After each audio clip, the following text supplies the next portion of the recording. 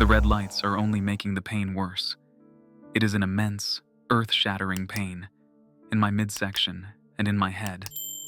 I try to move, but I can't. I try to speak, but I can't do that either. It hurts too much, and my voice obeys me no more than do my joints or my muscles or my bones or my mind. And yet still there is movement. I can feel myself being lifted up and placed on something, a bed, maybe, or no, a gurney. "All right," one of the EMTs says, and several others then roll me into the back of an ambulance and climb in behind me. But I'm already fading fast and feeling an inexplicable heat by the time those doors are shut.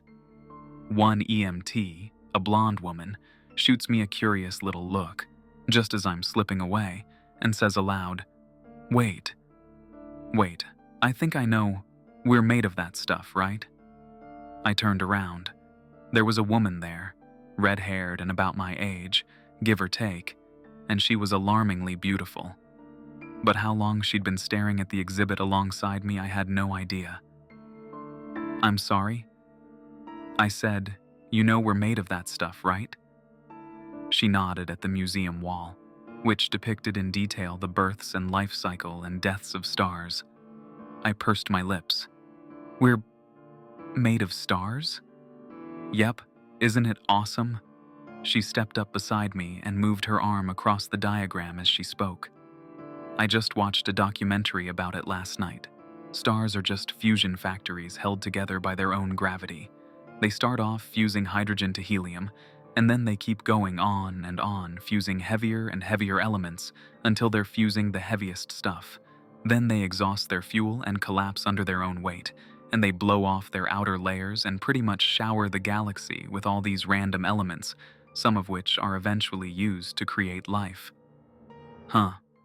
Yeah, I'm Robin, by the way." She extended her hand and I shook it. Hey, Brian. Nice to meet you." There was an awkward pause before I said, "All right, I got one for you. If you replaced the sun with a black hole, what would happen?" "Depends on its mass." "Nope. The answer is, drumroll please, nothing. I mean, everything would get dark and cold, but we wouldn't fall in. Earth's orbit would remain entirely unaffected. If the black hole had the same mass as the sun." "What?" "What you said would only be true if the black hole in question happened to have the same mass as the sun, which it wouldn't, because the sun isn't massive enough to collapse into a black hole." "Oh, damn." "Yep. Me 1, you 0. Sorry, pal." "All right," I said. "You're on. Whoever gets the most points by closing time buys drinks." She smiled at that and punched me in the shoulder, just light enough not to sting. "All right, loser, come on," the EMT says. There is a flurry of activity around me, and there are voices too, and blinding lights, and a cooling down of that monstrous heat. One of the paramedics is looking me over. Then he looks to another colleague, the blonde woman, and he shakes his head, slowly. "This one's gone, Rachel." But she continues running tests, running diagnostics, placing a soft hand on my arm in case I'm awake enough to appreciate the comfort. I am. Barely. But I'm fading fast, and that heat is coming right on back as I do. "Not yet, he's not," she says. There's pain in her voice that she does her fruitless best to conceal. "I already lost one earlier, Todd. I'm not losing—" "Another one," Robin said, and I laughed and agreed, and we rushed to the back of the line. "See? Told you you'd like Ferris wheels. Can't believe you've never been on one before today." She shrugged. "Never thought they were as extreme as roller coasters, so I wasn't interested." "Well, they're not supposed to be extreme. Ferris wheels are for all the parents waiting on their kids and sick people trying to relax their stomachs so they don't puke funnel cake all over the pavement. And adorable young couples, apparently." And just then, we were waved into the next seat. We sat ourselves down, and moments later the great wheel began to groan and protest, and finally to turn. It dragged our cart around its underside, and then lifted it up to the top of its crest. The crest, where we could see the whole city at twilight, and the ships in the harbor that were backlit red with the setting sun, and the clouds that were lined at their tops with just a little bit of starlight. Robin snuggled up next to me and put her head on my shoulder, and I put my arm around her waist. For a moment then, I could have sworn the empty seat in front of us moved on its own and furrowed my brow. But then Robin spoke. "Thank you for being here with me," she said. I didn't respond with words, I just kissed her on the head and held her tight as the wheel began taking us down on the 1800 block of Gartersdale, one of the EMTs says. Yeah, another one, I know. Hell of a fucking night, isn't it? The conversation is muffled again in short order. I'm drifting in and out, but the jostling of the room and the sound of an engine tell me we're still in the ambulance. The other paramedics, for their part, continue running tests and checking my vitals, and as they work, I try to remember what's happened. But it hurts. Damn it. Does it hurt? Almost as much as that rushing heat, and the effort is further disrupted when the ambulance hits a bump in the road and I nearly spill out of the gurney. But Rachel puts her steadying hand on my chest and says, "Hang in there, Brian. We're almost there." Robin pointed at the interstate ramp, and I took the turn and put St. Thomas Vineyard away in the rear view. "Still can't believe Mason got married," I said. "He's only known that girl for what, a year? Less?" Robin shrugged. "They were in love. They hardly knew each other. They don't know if whatever they're feeling is genuine, lifelong love, or just new relationship googly eyes that hasn't worn off yet. I guarantee it. And I'll put money on this. They'll be done within a year. Just watch." "You don't know that," she said. There was a brief pause, and then she added, "We've been dating for 2 years. So? How far off do you think we are?" I shrugged. "I don't know. Haven't really thought about it." "You haven't thought about it? At all?" "I mean, of course I've thought about it. I don't know if we're ready, you know?" I looked over at her, but she just stared out there at the rain with her chin in her palm. So I continued. "Think about it like this. People prepare their whole lives for jobs, right? They start going to school as soon as they can talk, and they're not done till they're in their 20s, and it's all so they can get a piece of paper that says, 'Hey, hire my ass. I'm smart enough to work.' But marriage? Nobody trains for that shit. People just hook up and say, 'Hey, we're 25 or 28. You're cute, I'm cute. Let's spend $15,000 on a giant ceremony and then live as glorified roommates for 5 years until we're both fat and hate each other and get divorced because neither one of us knew or cared how much work this thing would require." There was a longer pause then, before she said, with a degree of seriousness I wasn't in the least bit prepared for, "Is that where you think we're headed? Glorified roommates?" Quickly I calculated an avenue of retreat, but I calculated wrong. "No, not you," I said. "Not us. I mean most people, you know? Most people just dive in and either get divorced or stick it out till someone gets heart disease. The divorce rate is more than 50% now in the US.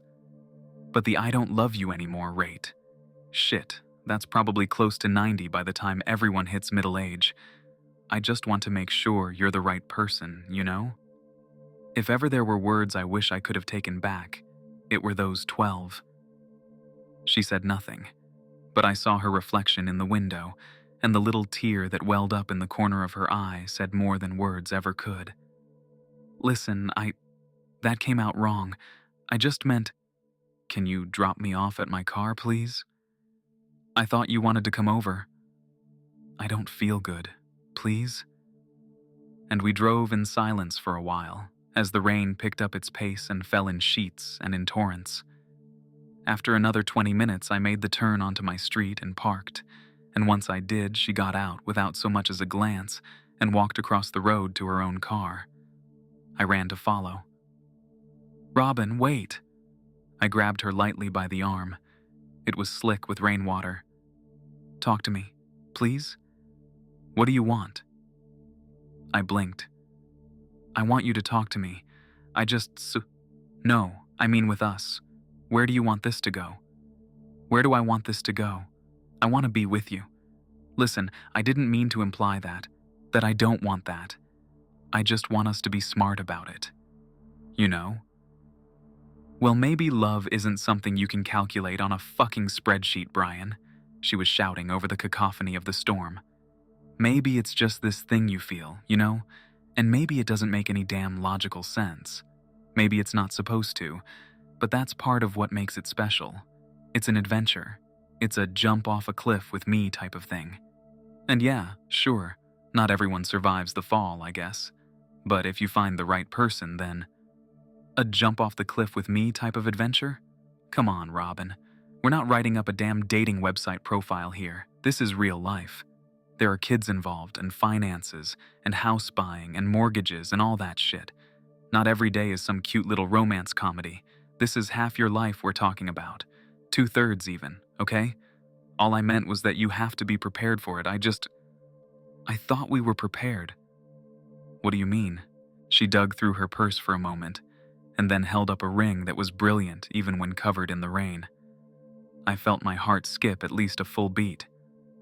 Is that, It was my mom's, she said.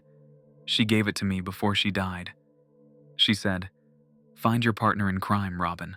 Find someone who'll sweep you off your feet and jump off a cliff with you." There was a pause before she added, and at the time she said it, I thought I knew exactly who that person was.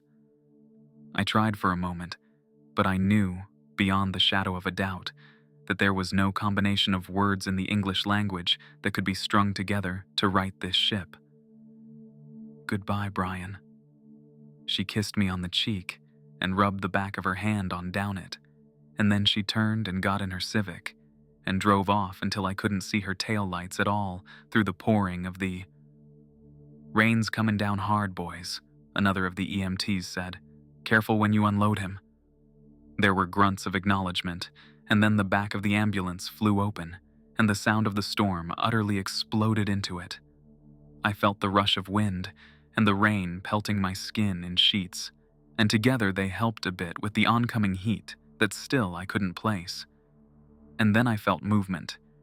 The gurney dipped and hit pavement while the paramedics held me down. And then there were shouts and lights and running feet, and then the hospital door. "Open!" I shouted.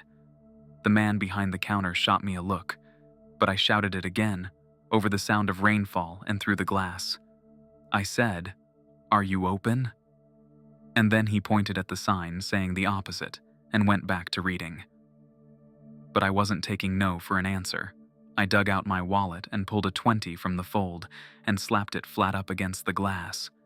Within seconds, the paper was soaked with rainwater, but it got his attention, and he rolled his eyes, and the door clicked and whirred and slid open. "Make it quick, man." I know, I will. Thank you so much." I ran down the aisles and then, true to my word, made it back to the counter in less than a minute. The man put down his book and processed the sale. "Date night?" he said as he bagged the card after the flowers. I smiled a bit. Something like that. And then I thanked him and ran back out to my car and got inside and took out the card and scribbled on its inner sleeve the words, "Jump off a cliff. With me. With me." A doctor running alongside the cart motioned to some nurses in the hall, and they ran to follow. He turns to the EMTs. "Is he stable?" "He's slipping. Heart rate's falling, breathing slowing. Not good. Mumbled something about being too hot earlier, but if anything, his temperature's too low." Someone shows the doctor a chart. He reads it as he runs, and his face is grim. "Shit. All right," he says. "Let's move," I shout at the car I'm passing. "Just a little rain, assholes." But it wasn't. It was a lot of rain. Sheets and buckets and torrents of it, in fact.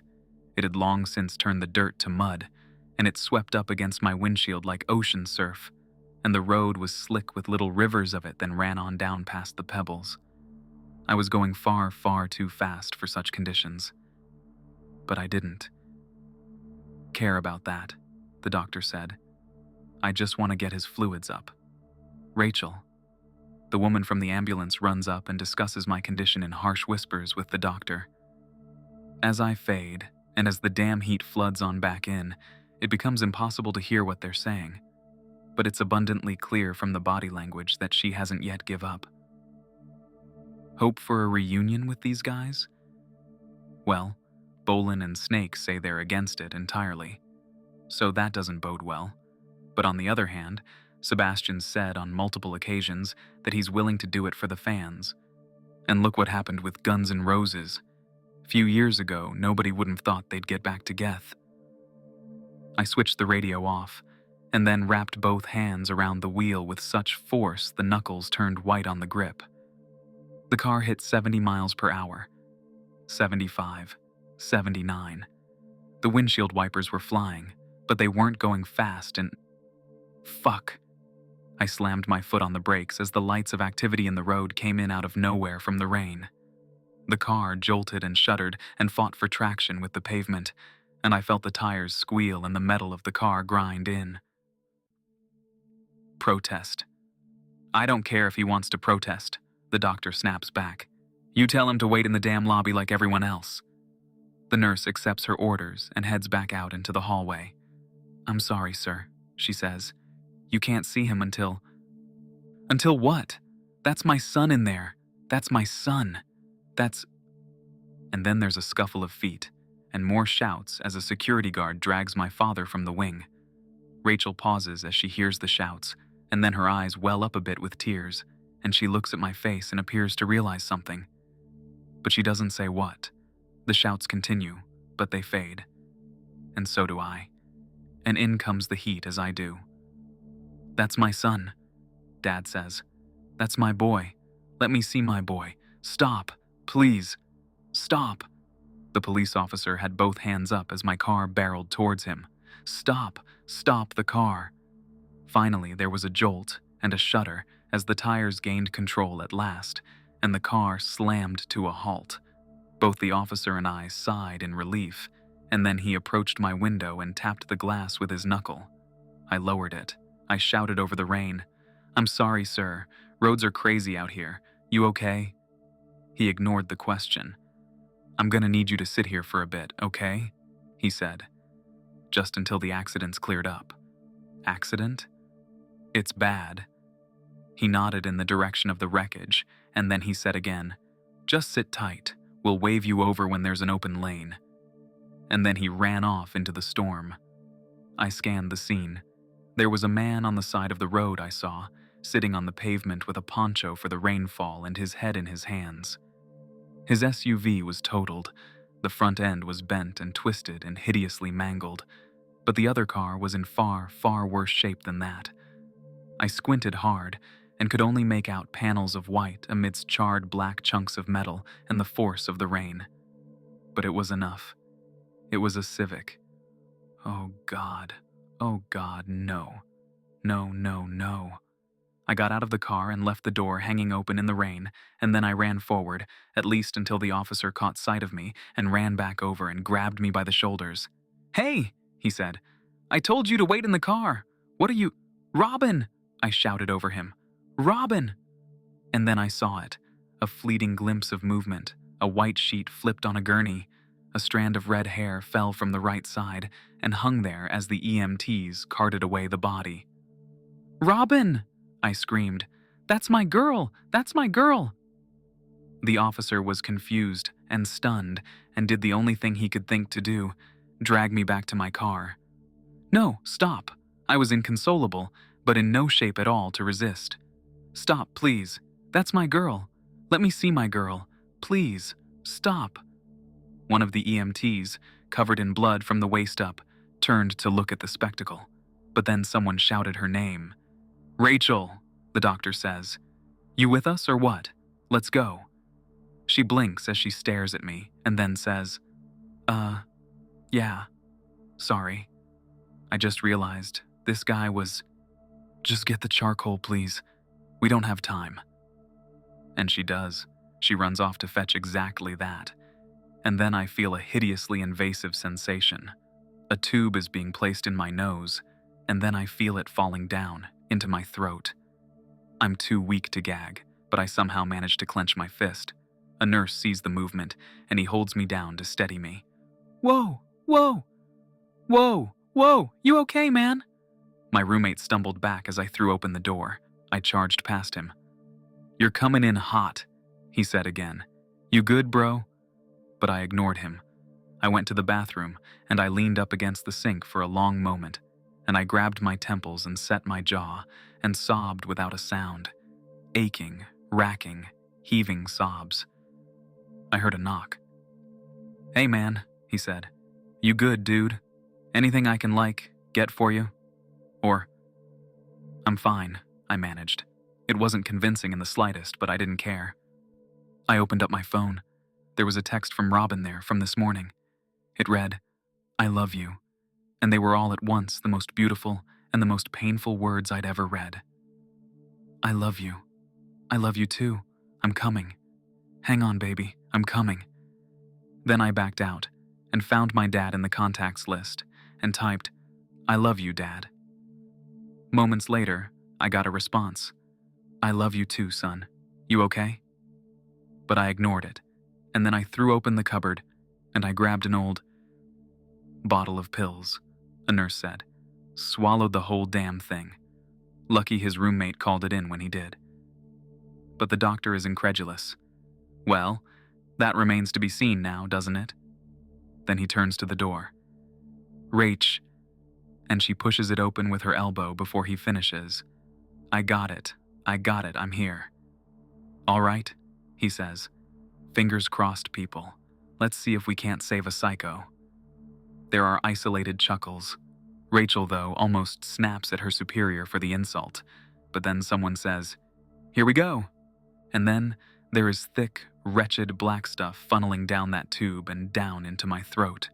I'm almost desperate enough, but not quite strong enough, to resist it. I can feel it sliding and hitting bottom and pumping and pulsing. My heart rate is erratic. My breathing is erratic. My ability to comprehend the situation is every bit as erratic. I struggle as much as I can against the restraints, but all my effort and all my strength of arms musters up not more than the faintest whimper. But Rachel hears it. She moves to my side and she holds my head and says, in soft enough a whisper that only I can hear the words, Don't follow her, Brian. Don't follow her. Please, Jesus, I need him here. I need this win. But I begin to fade all the same. One by one, as the spikes on the EKG slow to sporadic pulses, I see the nurses turn to each other and shake their heads. One by one, that is, until there is only a trembling Rachel there, and she's holding on for me tight enough for everyone in the room. Call it, the doctor says, just as the darkness swirls in and I feel like I'm starting to fall away. The conversation carries on as I pass. 2:32 a.m., one nurse says, but I can hear Rachel screaming in protest. No, he's not gone. There's still time. There's still time to save him. There's still... But she's wrong. I'm already gone. Her voice and her face. Those things are behind me as I pass. They're fading away into the darkness that's consuming me, and swallowing me whole, and throwing me to the winds. And just when the magnitude of the situation dawns on me, then comes the heat. There are monstrous amounts of it. It rips and tears and scorches and scalds, and had I the ability to scream out or even to breathe, I would have done so until my throat was hoarse. But then there is a new pain. A different pain. A hand reaches out of the blackness, and it grabs my left side forearm with such mighty force that the resulting pain eclipses that of the heat, and the nails of that hand rip right through the flesh. And then I'm being pulled, and there is a rushing wind. It is cool and refreshing and beautiful, and suddenly I'm somewhere else entirely. I blinked. The darkness was gone, and the heat with it, and that sensation of being devoured. Instead, those things had been replaced with starlit clouds as far off in every direction as the eye could see. But my arm stung like hell all the same. I looked at it. There were nail marks I saw. 4 deep cuts beneath the inner wrist and a 5th on the side in the shape of a hand. They bled a bit, and then I heard an all too familiar voice. "You okay?" I stood up, slowly, and I turned, holding my damned stinging arm while I did it, and said, Robin, what was that? That darkness? And the heat? And the... It's where you would have spent your eternity, Brian, had I not pulled you out. I had no words other than the weakest. Thanks. You know, she said, holding her own arm. Suicide's not exactly what I meant by jumping off a cliff. I blinked again and took a long, deep breath. Yeah, I guess I didn't think things through. Not sure you fully realize how much of an understatement that is. Well, maybe I don't. But you know what? I'd do it again, Robin. I'm serious. She nearly rolled her eyes, but I doubled down on the sentiment. What I said, out there on my street, I'm sorry. I mean it. I'm sorry. You were right. Love isn't about taxes or headaches or just tolerating each other until we're 70. It's like your mom said. It's about sweeping your girl off her feet. It's about jumping over cliffs with someone and not knowing where you'll land, and not caring as long as you get there together. And if this is where we land, wherever this is, I'm okay with that. And I leaned in for a kiss, but she stopped me with her hand before it landed, and I opened my eyes. I can tell you've been working on that speech for a while, she said, over and over again in my head, in the car until I got to the scene of the wreck. I looked at the ground, and then back up at her. And I realized right then that if you fucking left the earth itself, then I would too. So here I was wrong too. She cut me off. What do you mean? About love. I was wrong. My mother was wrong. It's not just about crap you see in rom-coms and greeting cards, Brian.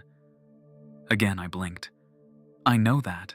I know it's something you feel in your heart that defies logic and reason, not something you can put on a spreadsheet, like you said earlier. She sighed a bit, and then said, Can I show you something? I guess so. Sure. And then she took my hand, and infinity rolled in and faded back out, and all of a sudden, we were somewhere else entirely. Are we, on the Ferris wheel? Yep. Turn around. I did. And there we were, past Robin and past me, on the seat above and behind us. I remembered it like yesterday.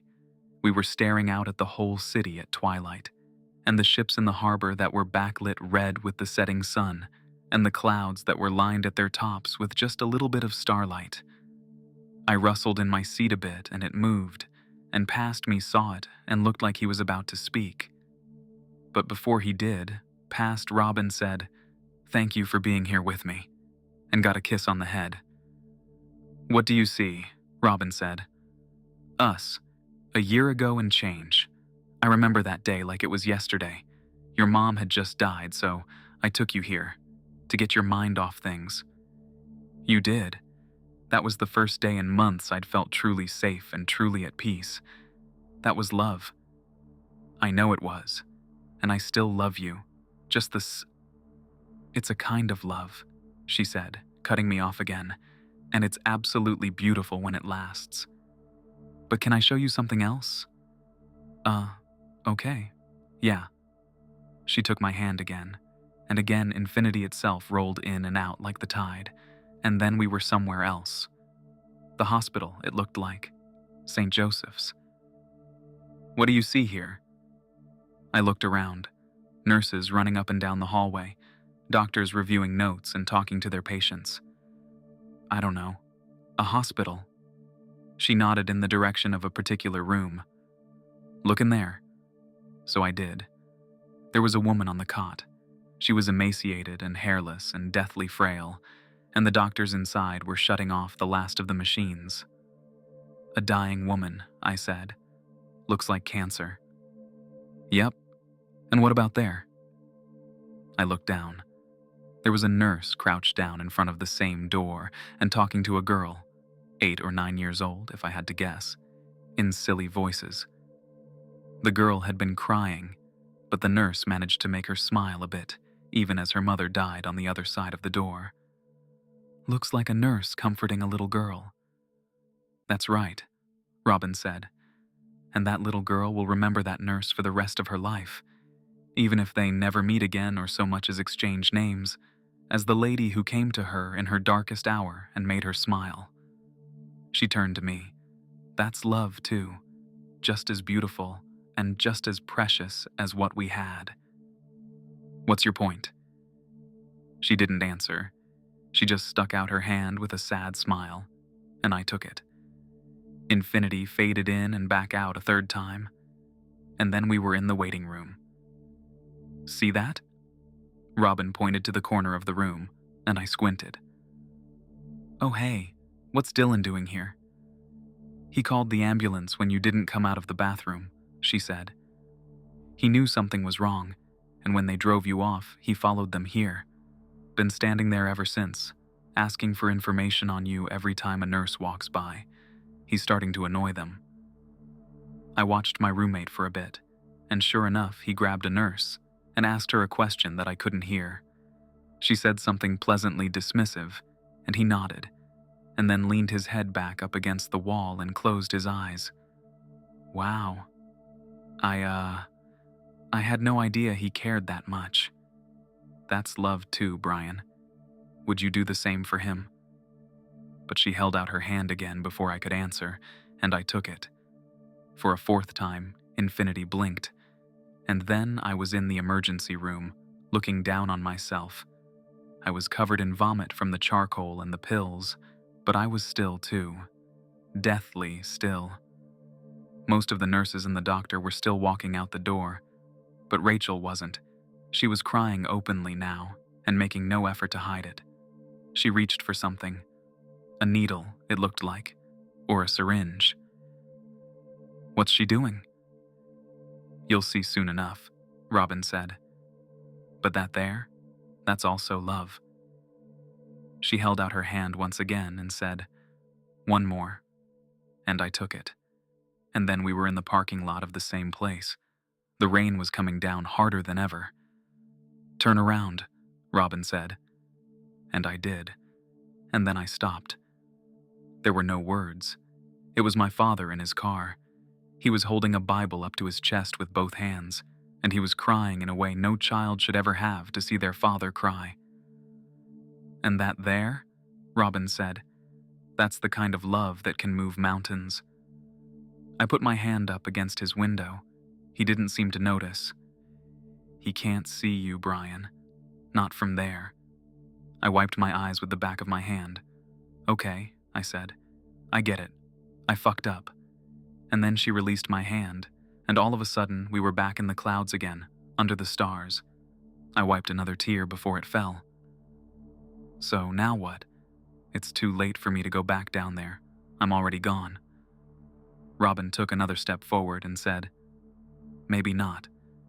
And she put her hand on my temple and my eyes rolled back. And then I saw it. Rachel and I are on a beach. Our child is playing out in the surf, and the sun hits her hair just right, and for a moment it is made of gold. And then the image fades, and another one takes its place. A birthday party. I have silver hair at my temples. Rachel does too, but it doesn't matter. Our little girl is turning 10, and then that image fades too, and is replaced by another, and another, and another.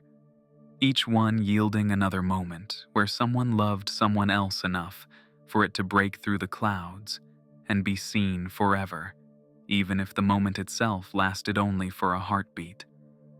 Finally, there is an image of Rachel and myself on a porch as old as we are, and she holds my hand and says, "I'm glad you didn't follow her." And I say back, "Me too." And I kiss her on the head. And then Robin pulls back her hand, and there we were again, standing out there in the clouds together. "How did you do that?" I asked. She shrugged. "Time has nearly no meaning in this place. I've been here for a while, Brian, and yet the doctors haven't even left your operating room. Don't think too much about it. Just think about what you want." "That," I said, was that my future? She shrugged again. Could be. I don't know what you saw, and I don't need to know. Was it enough? I nodded, and she stepped forward again and said, Then go and get it. I'll miss you too damn much. Well, there's nothing wrong with missing someone, she said. That just means love lasted a little longer than what ignited it. So go ahead and miss me. You owe me that much. Feel the loss, stand up to the storm like a man, and memorize the pain, and learn it inside and out, and let it roll over you in waves and run its course. And then one day, you'll wake up and realize you have scar tissue where the skin used to be, and you'll be stronger than the grief ever was. I can tell you've been working on that speech for a while. Like I said, I've been here for a while. And then she kissed me one last time and said, You're made up of the stars, kid. Now go light up the world. And then she was gone, Rachel, okay? I'm not gonna tell you again. But I shot upright before the doctor could finish the thought, and I gasped for air when I did, and grabbed at my chest with more strength than I'd had in hours. There was a needle in it, a bolt of life to the heart, and Rachel broke down in tears when she saw me. Well, I'll be damned, the doctor said. Welcome back to the land of the living, son. And Rachel? She turned around. Good work, kid. Made me proud. And he left, and she turned back to me and tried to hide a smile while she did it. Hey there. How are you feeling? Better than dead. There was a pause before I added, Hey, I'm glad you got your win. She took my hand and squeezed it.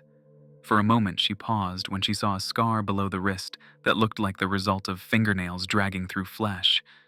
But then she dismissed it and said, I am too. And you'll get yours, okay? I promise you will. I said, I know. And with that, she got up and left the room to go save someone else's life, while I took out my phone and opened up the most recent text and hit reply. Am now.